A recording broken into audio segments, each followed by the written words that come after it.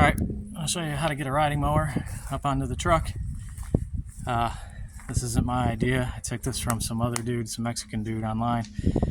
Awesome idea the guy had. You basically just make parts that rock. You can go like this and they rock. He's got a rod in there that keeps them pivoted. I'll show you. Let me put one rod together and put the mower up there. Normally the bottom of your motor or the bottom out, you get like 3.5 inches of clearance from the ground. When this thing's all the way up, you get like it's a pain in the butt. So this way you can just ride it right up there. It'll teeter, land right up. It's pretty sweet actually. So let me make sure I got this in the rod there.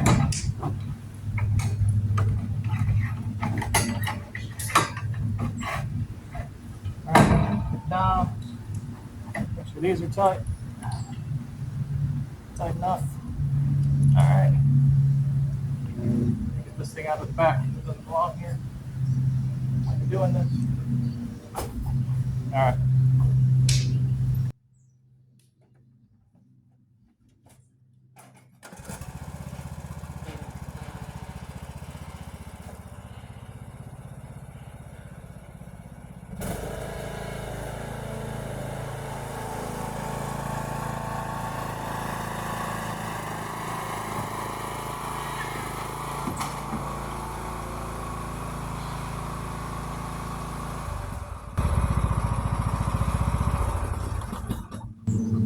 That's it. Then you pull the mower forward. The wheels will be just off of here, so I can pull these off, stick them underneath, close the gate. My metal ramps are a little too long, so those will have to sit up, kind of hanging out the back. But now I can get the mower out of here. I've been looking at YouTube videos, and I came across this guy's video. I'll put his information so you can watch his actual video. He goes over more how to construct it, but I'll show kind of my construction too, probably very similar. So, all right, sit down.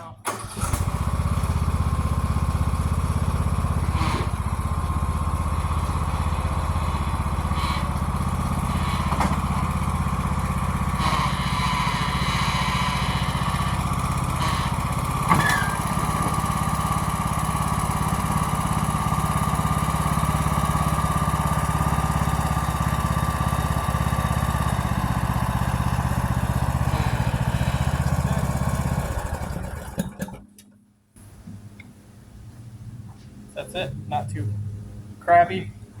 You could lower it down, I guess. You could pull the pin in the back, that compression pin or whatever it's called. You could lower it down with a rope if you were worried about that. I'm really not. Yeah, that's it. Then I'll show you kind of my construction here in a second. All right, so here's my construction. I made these little metal plates. I got the sun over here. You know what, I'm gonna go on the other side where the sun's not shining so maybe we can see better. So I made these metal plates about 4 inches long. I cut these holes, that way this lays right there on the bottom of this, so it's nice and good, like it stays down nice and good. Drilled holes in the side here, just bolted these on, and these can kind of swing where they need to swing. Got this rod, I think it's a 3/8 inch rod. Used a 3/8 inch drill bit, so just kind of wiggled it around to get it a little bit bigger so this rod will fit through. Let me pull this rod out, I'll show you the bottom.